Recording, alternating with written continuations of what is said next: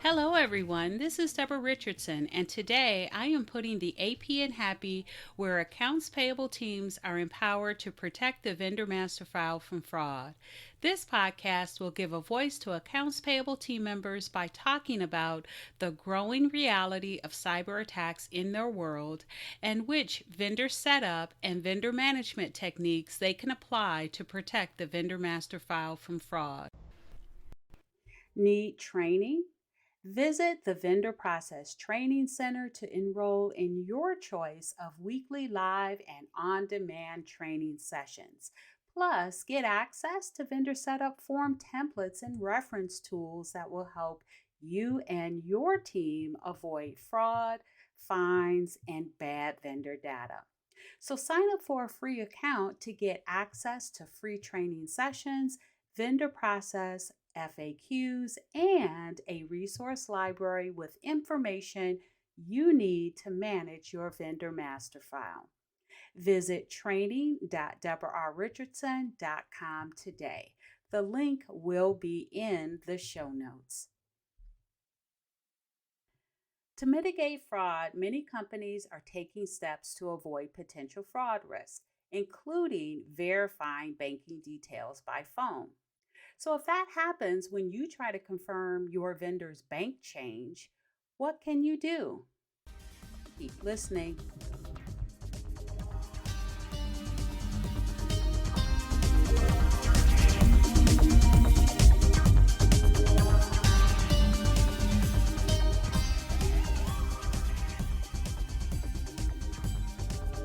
Welcome to episode 274. Here is what to do when your vendor's policy is not to confirm banking via phone. I learned so much when I go to in-person conferences with AP practitioners. I'm usually speaking, but the conversations that I have during those sessions and in between those sessions when I sit at the tables, right, and we're eating for one of the lush meals that the calories don't count during those conferences, by the way. But in any event, I have very interesting conversations. And one of those conversations that I had was someone that was an accounts payable manager, and they were very frustrated because they said they're running up against more and more, really two things. One, when they try to find the vendor's phone number for the applicable point of contact to confirm banking, the phone number and in many cases the email addresses of the AR group, those are just gone, right? Because the vendors are trying to mitigate fraud that can come about by having, right, the communication, email, telephone number available for fraudsters to get to. So they're taking that stuff off of their websites. Not only that, but let's say you already have the phone number. They're calling, and this is what the accounts payable manager said. When they call, they're being told very abruptly that their policy is not to validate banking details via phone. And I get that because other conferences, non-AP conferences that I go to, and I just came back from one in January with a bunch of cybersecurity awareness professionals. That was actually a really good conference. And one thing they talked about was, or demonstrated, was that AI is here and fraudsters are using it. And one speaker even demonstrated real-time voice changing. So it was a male speaker, and he demonstrated he could sound like anyone, a female, and it wasn't just different genders, it was the type of voice. And so the point here is that you never know who you're talking to on the phone. And so I don't blame those vendors or those points of contact, right, or the vendors for having the policy, and then the points of contact for not, for following that policy and not validating banking, because how do they know who you are, right? You're calling them seemingly out of the blue, especially if they didn't initiate it. If it was initiated, the banking change request was initiated by a fraudster, you're calling them out of the blue, and you could be the fraudster for all they know.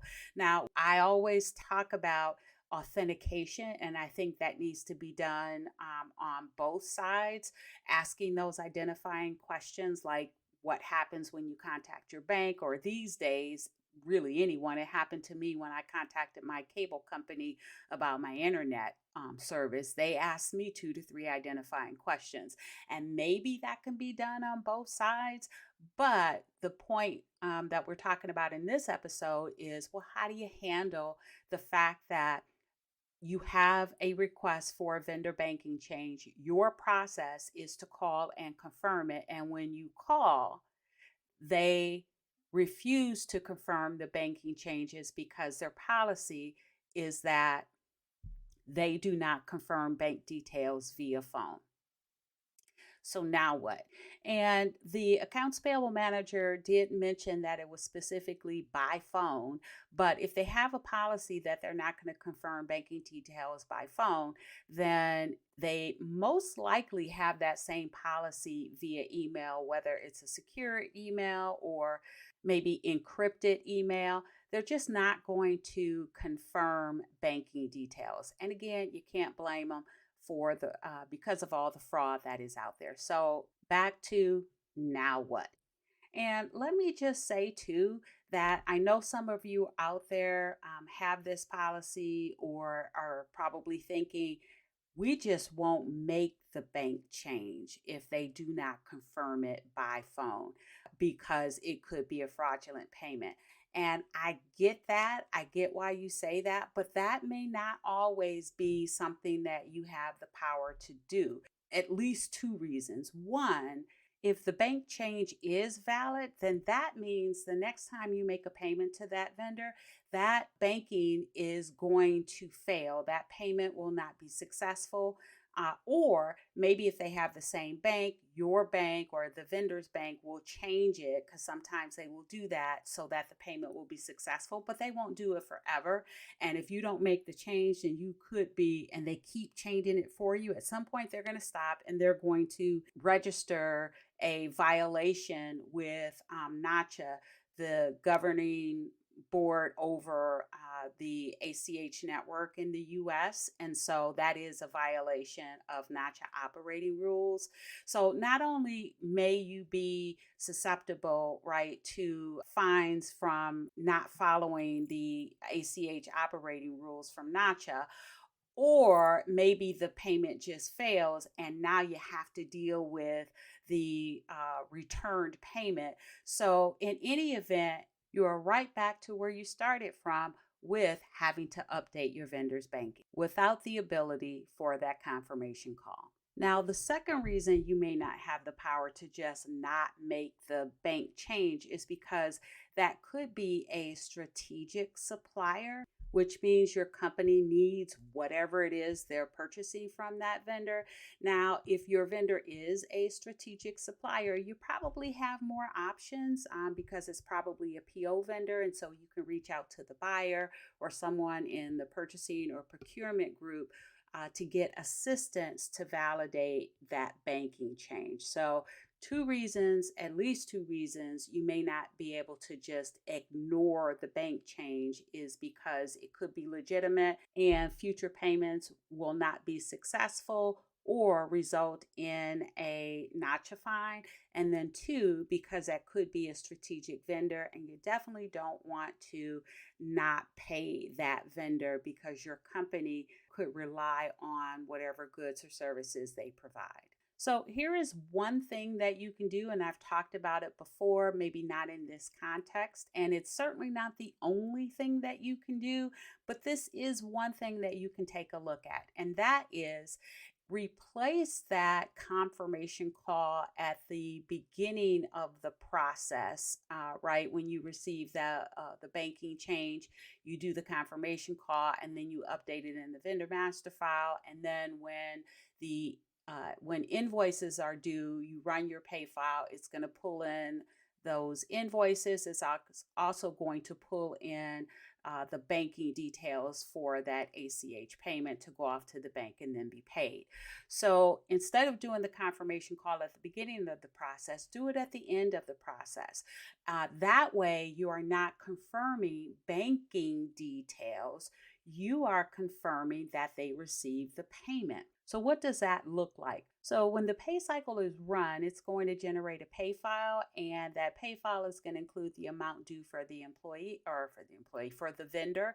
And then it's going to pull in to that pay file the banking details that you updated based on that request that was received, right? And so you weren't able to confirm the banking, but when that pay file goes to the bank for ACHs, your vendor should be able to see that payment in their bank account within 48 hours for ACH payment.